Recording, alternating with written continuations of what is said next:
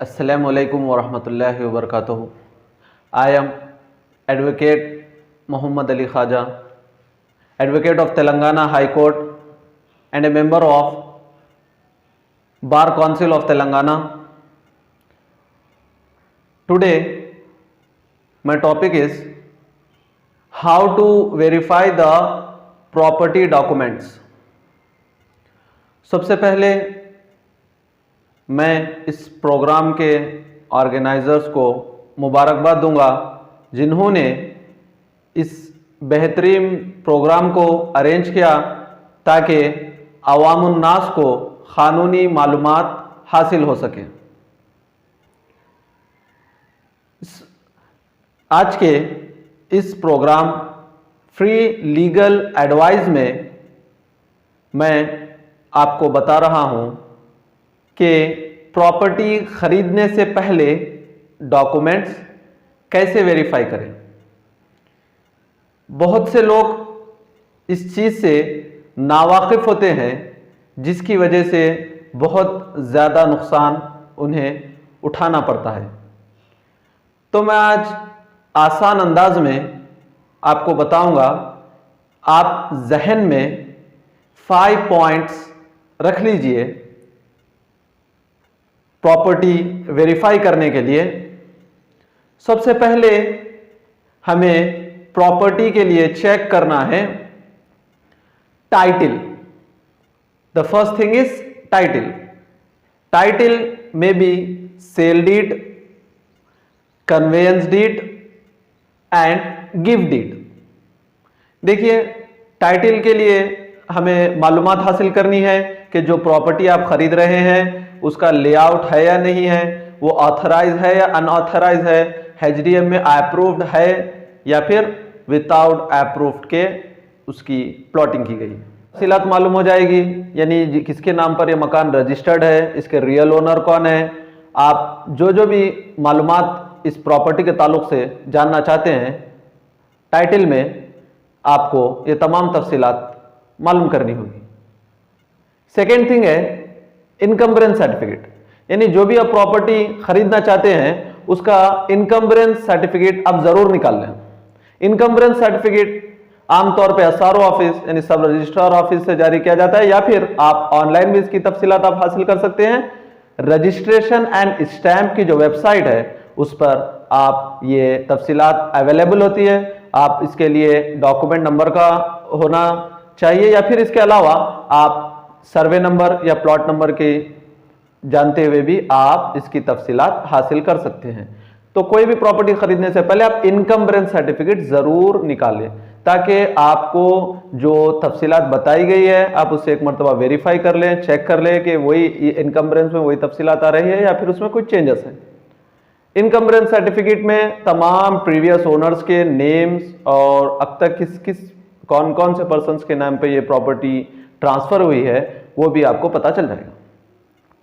तीसरी चीज है ऑक्यूपेंसी। ऑक्यूपेंसी सर्टिफिकेट आमतौर पर जो फ्लैट्स खरीदते हैं अपार्टमेंट्स में उनके लिए ऑक्यूपेंसी सर्टिफिकेट जारी किया जाता है म्युनिसिपैलिटी की जानिब से after completion of the construction of A flat. तो फ्लैट खरीदने के लिए ऑक्यूपेंसी सर्टिफिकेट भी आप चेक कर लें। ऑक्यूपेंसी सर्टिफिकेट तभी दिया जाता है जब उस फ्लैट का म्युनिसिपैलिटी की जानिब से अप्रूव्ड लेआउट। तो देखिए, ऑक्यूपेंसी सर्टिफिकेट सिर्फ फ्लैट के लिए है। आप इंडिपेंडेंट हाउस खरीद रहे हैं या फिर आप प्लॉट खरीद रहे हैं तो इसके लिए ऑक्यूपेंसी सर्टिफिकेट जरूरी नहीं।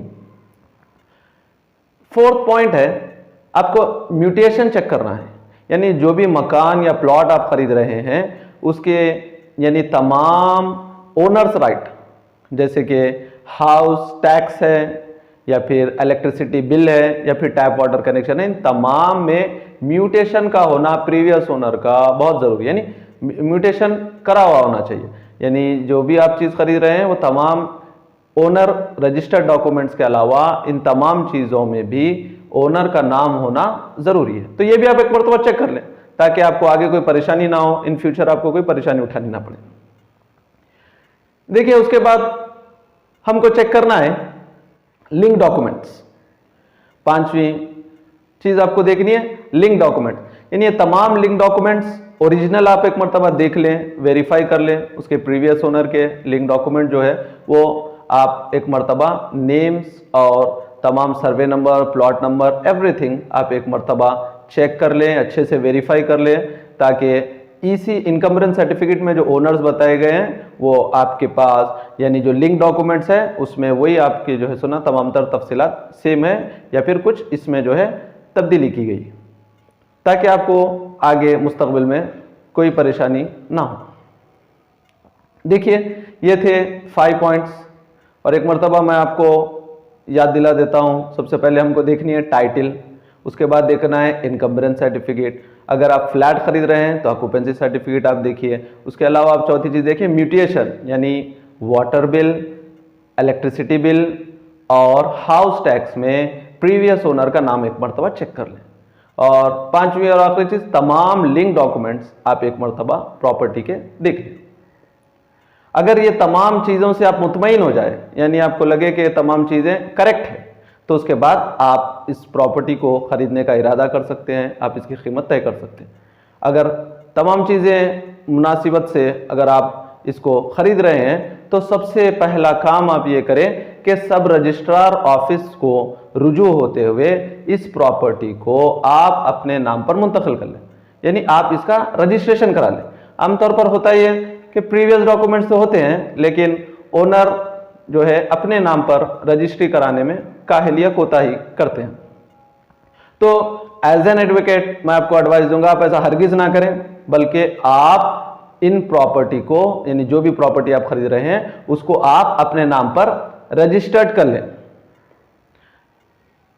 देखिए 21 दिसंबर से तमाम एसआरओ ऑफिसर्स में जो है प्रीवियस तरीके से, यानी जो कुछ चेंजेस हुए थे लेकिन अब जो है प्रीवियस तरीके से रजिस्ट्रेशन स्टार्ट हो चुके हैं। तो आप डॉक्यूमेंट राइटर्स जो होते हैं सब रजिस्ट्रार ऑफिस के पास, अब वहां से डॉक्यूमेंट्स राइटर के जरिए से आप इसका रजिस्ट्री करा सकते हैं। उसके लिए 2 विटनेसेस का होना, प्रीवियस डॉक्यूमेंट का होना और प्रीवियस ओनर का होना जरूरी है। इसके लिए स्लॉट बुकिंग की कोई जरूरत नहीं है, प्रीवियस तरीके से ही आपको रजिस्ट्री हो जाएगी। तो देखिए मैं आपको बताऊंगा कि what is a property. Property is of 2 types, movable property and immovable property.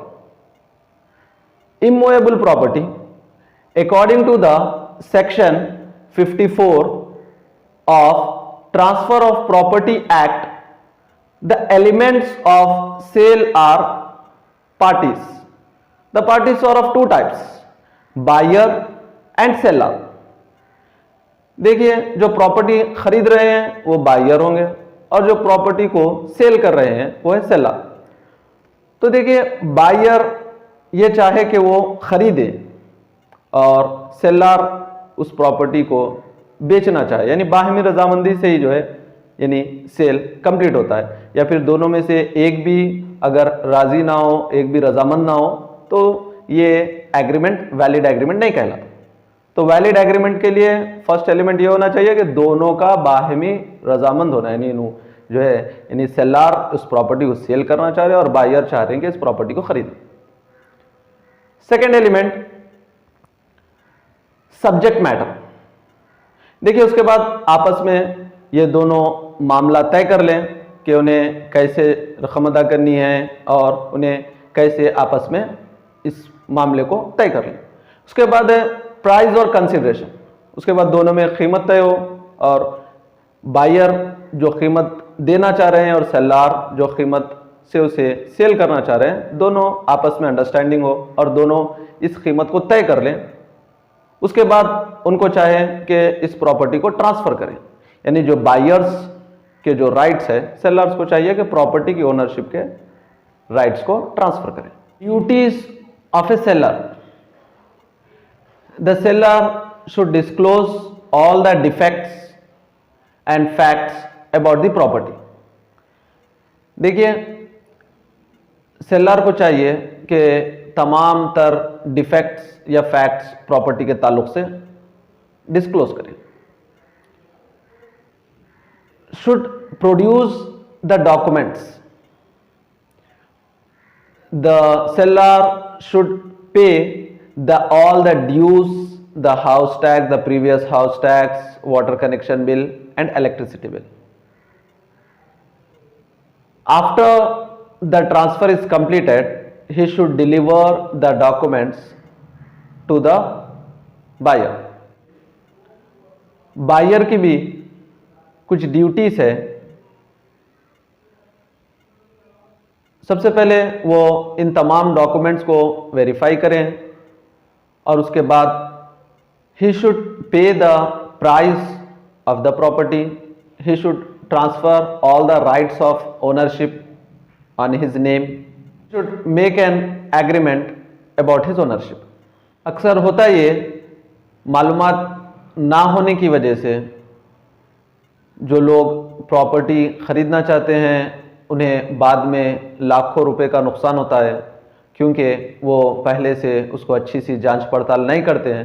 तो आपको चाहिए ये कि सबसे पहले आप जो भी चीज़ खरीदना चाहते हैं उसकी अच्छे से तहकीक करें, आप उसके डॉक्यूमेंट्स देखें और आप आसपास में उसकी छानबीन करें और उसके प्रीवियस ओनर से उसकी मालूमात इकट्ठा करें। ये तमाम तर जिम्मेदारी है जो लोग खरीदते हैं, उनकी जिम्मेदारी है। तमाम चीज़ से आप तसल्ली कर लेने के बाद आप जो है इस चीज़ को अपने लिए खरीदने का इरादा करें। और आप यानी लाखों और करोड़ों की जो प्रॉपर्टी खरीदते हैं उसके लिए आप कुछ हज़ार का रजिस्ट्रेशन होता है, तो उसके लिए कई लोग पीछे हट जाते हैं। तो ऐसा ना करें, बल्कि आप उस स्टैम्प ड्यूटी को अदा करते हुए आप अपने नाम पर उस मकान को रजिस्टर्ड कर लें, ताकि इन फ्यूचर किसी को इसका नुकसान उठाना ना पड़े। ये चंद बातें थी जो कि property verification, property documents verification से रिलेटेड जो अवाम अन्नास को बताना ज़रूरी थी। तो लीगल एडवाइस के लिए आप हमारे इस प्रोग्राम को एवरी संडे देखते रहिए। जब तक के लिए दीजिए इजाज़त।